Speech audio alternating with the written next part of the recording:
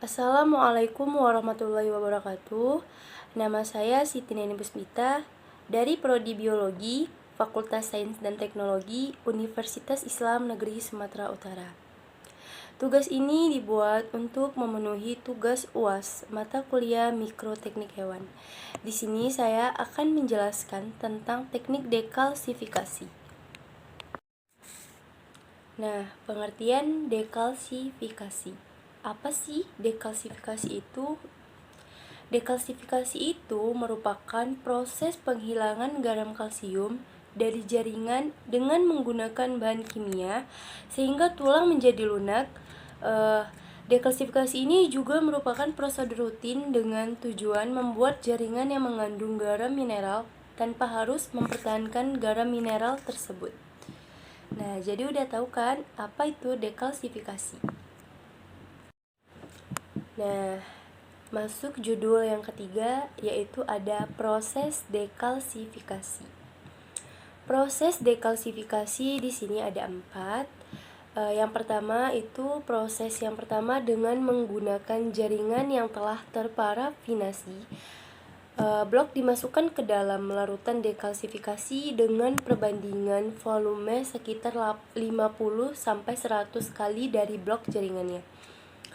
Larutan dekalsifikasi dapat juga dicapai dengan menggunakan menghubung berupa kasah sehingga blok jaringan dapat berada pada dasar larutan atau sedikit di bawah atau tengah-tengah jaringan bagian cairan.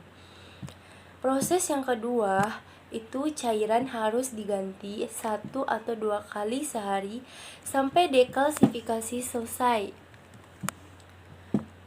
Lalu hal ini sangatlah penting gitu karena mengingat perkembangan proses dekalsifikasi dan kesempurnaan hasilnya. Proses yang ketiga, pada saat penyelesaian dekalsifikasi, jaringan langsung dipindahkan ke alkohol 70% selama 10 jam dengan beberapa kali pergantian larutan alkohol dengan konsentrasi yang sama. Nah, masuk proses yang keempat, yaitu setelah 10 jam selesai yang tadi dilakukan, maka jaringan akan dilanjutkan dengan proses pematangan jaringan. Nah, kita masuk ke faktor-faktor yang mempengaruhi dekalsifikasi. Kira-kira faktor-faktor apa saja ya yang mempengaruhi dekalsifikasi? Untuk memastikan waktu dekalsifikasi agar tidak terlalu lama ataupun terlalu cepat, maka ada beberapa hal yang harus diperhatikan dalam proses ini. Salah satunya adalah faktor-faktor yang mempengaruhi. Yang pertama itu ada ketebalan tulang. Ketebalan tulang menjadi faktor penting di dalam percepatan dekalsifikasi. Makin besar tulang yang diproses, maka makin lama proses dekalsifikasi diperlukan. Untuk itulah Anda harus benar-benar mencari posisi mana yang diperlukan untuk pemeriksaan sehingga tidak begitu banyak mengambil jaringan yang akan didekalsifikasikan. Terus kita masuk yang kedua, faktor yang mempengaruhi yang kedua itu adalah kerapatan atau densitas tulang. Kerapatan atau densitas dari tulang menjadi faktor percepatan lainnya, di mana tulang yang banyak mengandung kalsium tentu akan membutuhkan waktu yang lama jika dibanding dengan tulang yang sedikit mengandung kalsium. Faktor-faktor yang mempengaruhi dekalsifikasi yang ketiga itu adalah suhu. Suhu itu merupakan salah satu faktor yang dapat mempercepat proses dekalsifikasi. Meskipun dengan penambahan suhu di dalam proses dapat meningkatkan derajat deskriptif dari larutan asal yang digunakan, khususnya ketika suhu yang digunakan sebesar 60 derajat Celcius. Suhu yang tinggi bila diterapkan pada proses ini dapat mempengaruhi kualitas pewarnaan inti atau intensitas menjadi berkurang, mengurangi keefektifan warna mason, trikrom, Van Geson, dan juga pewarnaan periodik acid shift. atau yang disingkat dengan PAS, PAS. Oleh karena itu, suhu yang tinggi tidak dapat digunakan terutama pada daerah yang memiliki iklim tropis yang hangat. Nah, faktor-faktor yang mempengaruhi dekalsifikasi selanjutnya yaitu ada agitasi. Agitasi di dalam proses ini itu merupakan suatu kegiatan yang diberikan secara mekanik guna mempercepat proses dekalsifikasi. Nah, agitasi jaringan akibat perendaman di larutan asam diminimalisir sekecil mungkin, bahkan diharapkan tidak ada efek pada proses dekalsifikasi. Pengaruh agitasi pada dekalsifikasi masih kontroversial, meskipun secara umum agitasi secara mekanik sudah dapat diterima di berbagai tempat, di mana dengan pemberian agitasi akan mempengaruhi pertukaran cairan di dalam jaringan dengan reagen di sekitarnya. Lalu faktor selanjutnya yaitu tekanan atau vakum. Pemberian vakum sebagai tindakan tambahan kadangkala dilakukan untuk menghilangkan gelembung dalam rongga-rongga tulang. Namun ketika dibarengi dengan proses dekalsifikasi, maka kerusakan jaringan sekitar harus dapat diminimalisirkan, bahkan diharapkan tidak ada sama sekali.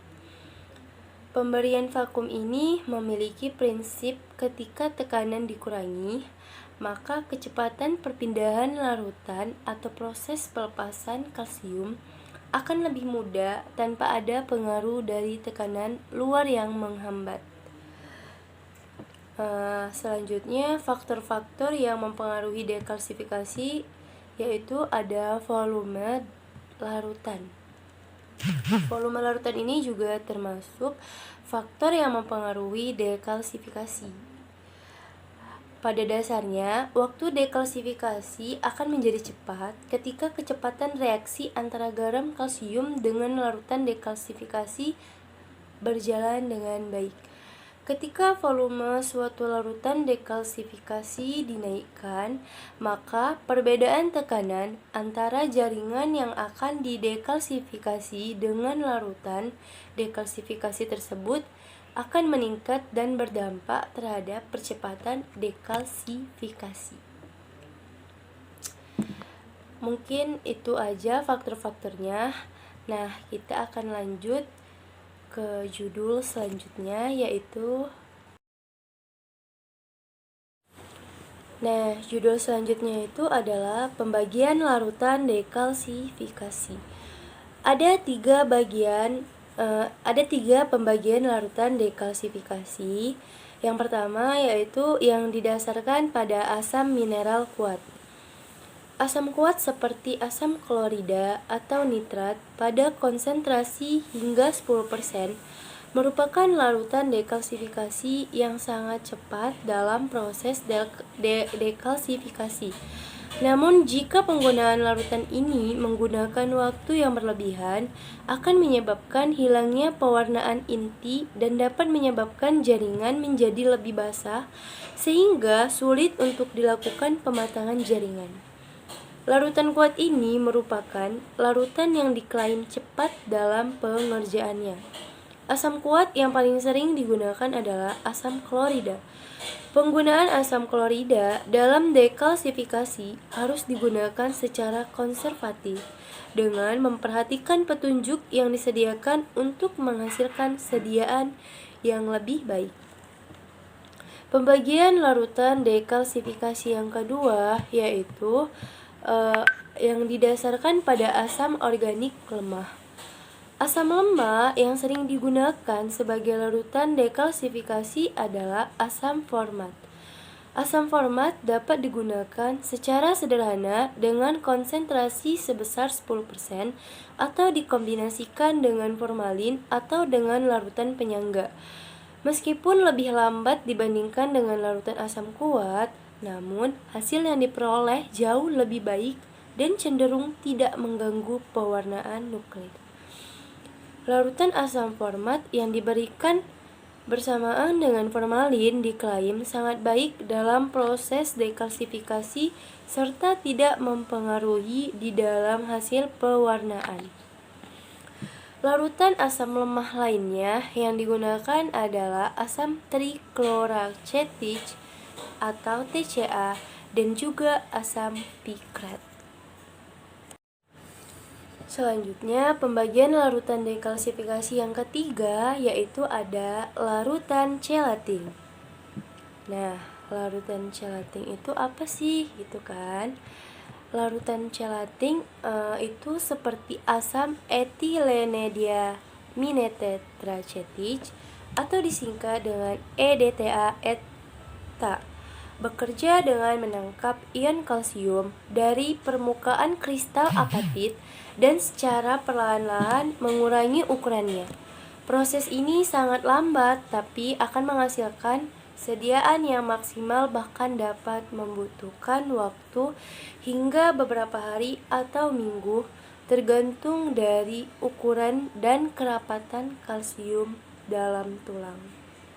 Nah, larutan dekalsifikasi ini tidak cocok untuk spesimen yang mendesak, tetapi lebih tepat jika diaplikasikan di dalam penelitian. Hasil dari penggunaan larutan dekalsifikasi akan menghasilkan kualitas morfologi yang sangat baik jika elemen tertentu di dalam jaringan masih diperlukan. Jadi, itulah 3 pembagian larutan di teknik dekalsifikasi. Judul selanjutnya ada prinsip dasar yang dalam tahap dekalsifikasi. Nah, prinsip dari dekalsifikasi akan menentukan sejauh mana proses berlangsung dan tingkat keberhasilannya. Adapun prinsip dasar dekalsifikasi adalah yang pertama, pengurangan atau penghilangan garam kalsium oleh larutan asam lemah. Prinsip dasar yang kedua ada pengurangan atau penghilangan garam kalsium oleh penggunaan larutan mineral lemah yang dibarengi dengan pertukaran ion resin untuk menjaga larutan dekalsifikasikan bebas dari kalsium bebas. Prinsip yang ketiga yaitu menggunakan chelating agen eta. Nah, prinsip yang keempat atau yang terakhir yaitu prinsipnya pengurangan atau penghilangan garam kalsium yang menggunakan prinsip perubahan kalsium menjadi ion elektrolit dengan menggunakan listrik arus. Itulah prinsip dasar yang dalam tahap dekalsifikasi. Itu berarti dia ada 4 prinsip yang seperti saya sebutkan tadi. Nah, selanjutnya di sini saya akan menjelaskan bagaimana sih prinsip kerja dekalsifikasi. Nah, dalam memilih teknik dan pengolahan metode, kita atau Anda harus pertimbangkan jenis diagnosis apa yang diminta oleh dokter spesialis. Sebagai contoh, jika penyakit tulang metabolik yang sedang diselidiki dan perlu untuk membedakan tulang yang termineralisasi dari osteoid, atau jika pengukuran morfometrik yang diperlukan mungkin perlu untuk mempertahankan dan menunjukkan kandungan mineral dari bagian tulang yang tidak terdekalsifikasi. Ada metode potong makros fiksasi dekalsifikasi. Ada 2 metodenya. Yang pertama, potong jaringan yang mengandung garam kalsium dengan ketebalan 4-5 mm. Hal ini dilakukan untuk memastikan tahap fiksasi tercapai dan proses penghilangan garam kalsium tercapai. Jaringan yang terdekalsifikasi dengan ukuran ini diharapkan akan tercapai 2-3 jam. Untuk memastikan dekalsifikasi lengkap, diperlukan untuk memeriksa setelah 2-3 jam tersebut. Ketika larutan fiksasi yang dipilih untuk tulang atau sumsum tulang adalah larutan Jenker atau Bowen, maka resiko jaringan rusak akan 4 kali lebih besar selama dekalsifikasi dari jaringan yang seharusnya dijaga. Jadi itulah metode dari potong makros fiksasi dekalsifikasi. Mungkin itu saja pemaparan dan penjelasan dari saya. Lebih dan kurang saya mohon maaf. Dan saya mengucapkan terima kasih kepada yang sudah menonton video ini. Saya tutup dengan wabillahi taufiq wal hidayah. Wassalamualaikum warahmatullahi wabarakatuh.